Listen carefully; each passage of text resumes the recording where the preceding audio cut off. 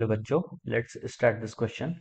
So this question says for the for the analysis structure analysis of crystal X-rays are used because so ये जो question है आपका basically ये questions आपका X-rays की properties पर बेस्ड है। ये क्वेश्चंस आपका एक्सरे की प्रॉपर्टीज पर बेस्ड है।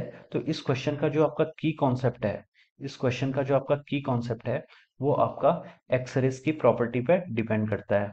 तो ये आपका की कॉन्सेप्ट इसका एक्सरेज है। तो देखिए आप इस क्वेश्चन में लिखा है for the structural analysis of crystals X-rays are used because X-ray का हम यूज क्यों करते हैं। First option X-ray have wavelength of the order of interatomic spacing. तो जो भी आपके क्रिस्टल स्ट्रक्चर्स होते हैं जैसे आपके क्रिस्टल स्ट्रक्चर्स होते हैं इसमें डिफरेंट टाइप्स की लेयर्स होती हैं और इन लेयर्स के बीच में आपका कुछ सेपरेशन होता है। लेट इस सेपरेशन को मैं यहाँ पर डी से डिनोट कर रहा हूँ। तो जो यहाँ पर इनमें हम एक्सरेज को इस तरह से फॉलो करते हैं, ये इंसिडेंट एक्सरे है और ये रिफ्लेक्टेड एक्सरे होगी। तो इस तरीके से जब इसमें हम कोई रे को एक्सरे को इंसिडेंट करते हैं तो जो एक्सरे होती है एक्सरे की जो वेवलेंथ होती है एक्सरे की वेवलेंथ 0.01 एंगस्ट्रॉम से 100 एंगस्ट्रॉम के बीच के में होती है। ये आपका कोई सब्जेक्टिव वैल्यूज है। तो ये आपकी वेवलेंथ का ऑर्डर है किसका, एक्सरेज का। और जो आपके क्रिस्टल के बीच की स्पेसिंग होती है उनकी जो डायमेंशंस होती हैं वो भी आपकी एंगस्ट्रॉम के ऑर्डर की होती हैं। तो अगर इन दोनों की डायमेंशंस इक्वल हो जाती हैं यानी कि आपकी जो स्पेसिंग है वो भी एंगस्ट्रॉम के ऑर्डर की है और जो आप वेवलेंथ जो स्ट्राइक कर रहे हैं उसकी वेवलेंथ भी एंगस्ट्रॉम ऑर्डर की है। तो हम इसको एज ए डिफ्रैक्शन के रूप में प्रॉपर्टी का हम यूज कर सकते हैं। तो इसलिए हम एक्सरेज होती है उसकी जो वेवलेंथ होती है और जो आपकी स्पेसिंग होती है क्रिस्टल के बीच की वो भी एंगस्ट्रॉम के ऑर्डर की होती है। तो इसलिए हम एक्सरेज का यूज करते हैं किसी भी क्रिस्टल की स्ट्रक्चरल प्रॉपर्टी को एनालाइज करने के लिए। तो इसमें जो आपको ऑप्शन ए दिया गया है X-ray have wavelength of the order of interatomic spaces, तो ये ऑप्शन आपका ट्रू ऑप्शन है। अब आते हैं next come to the option B.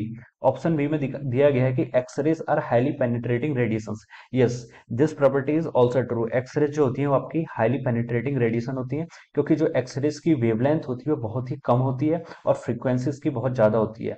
Energy is equal to h c by lambda और एच टाइम्स फ्रीक्वेंसी। तो इसकी एक्सरे होती है, एक्सरे की फ्रीक्वेंसी ज्यादा होती है और वेवलेंथ कम होती है जिसके कारण इसकी एनर्जी काफी ज्यादा होती है। तो ये हाईली पेनिट्रेटिंग रेडिएशन है। लेकिन हमसे जो क्वेश्चन है पूछा गया है कि एक्सरेज को यूज क्यों करते हैं, तो हम इस प्रॉपर्टी के लिए यूज नहीं करते हैं। हमारे जो इसका यूज किया जाता है वो इसकी इंटर एटॉमिक स्पेसिंग स्पेसिंग की कैलकुलेशन के लिए किया जाता है। तो ऑप्शन बी आपका यहाँ पर रॉन्ग हो जाएगा। अब ऑप्शन सी में लिखा है wavelength of X-ray is of the order of nuclear size. तो ये ऑप्शन आपका इनकरेक्ट है क्योंकि जो आपका न्यूक्लियर साइज होता है वो 1 फेम्टोमीटर के ऑर्डर में होता है। आपका जो न्यूक्लियर साइज होता है वो 1 फेम्टोमीटर के ऑर्डर में होता है लगभग लगभग, विच इज अराउंड 10⁻⁻15 मीटर। और जो आपका एक्सरे होती है ये आपकी 10⁻⁻10 या फिर एंगस्ट्रॉम इस ऑर्डर में होती है। तो इस प्रॉपर्टी के लिए हम इसको यूज नहीं करते हैं। तो ऑप्शन सी आपका क्या हो जाएगा, रॉन्ग हो जाएगा। ऑप्शन डी दिया गया कि X-rays are coherent radiations. X-ray coherent का मतलब होता है कि जिसमें आपका जो फेज डिफरेंस होता है वो आइदर कांस्टेंट हो या फिर जीरो हो। तो हम एक्सरे को कोहेरेंट के फॉर्म में कोहेरेंट रेडिएशन के फॉर्म में यूज कर सकते हैं।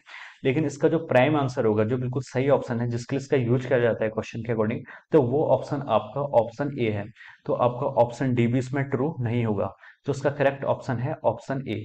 Option A will be the correct answer. So I hope you all understood it well. So thank you so much.